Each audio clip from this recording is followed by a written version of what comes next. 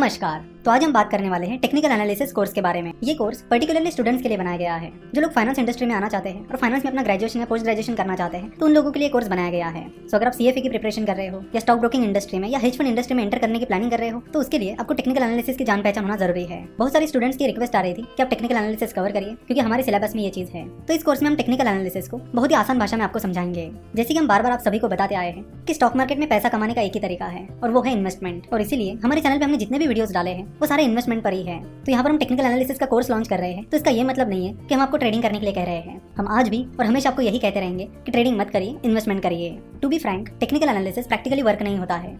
तो इस कोर्स में हम आपको टेक्निकल एनालिसिस से रूबरू करवाएंगे।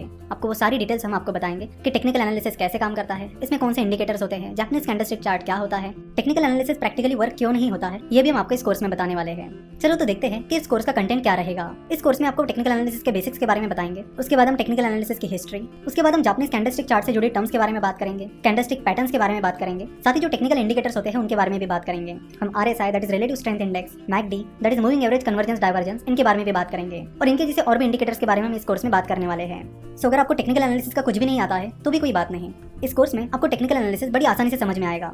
तो स्टेप बाय स्टेप हम इस कोर्स में आपको टेक्निकल एनालिसिस सिखा देंगे। इस कोर्स में टोटल 15 वीडियोस होंगी और हर वीडियो का ड्यूरेशन 6 से 7 मिनट का होगा।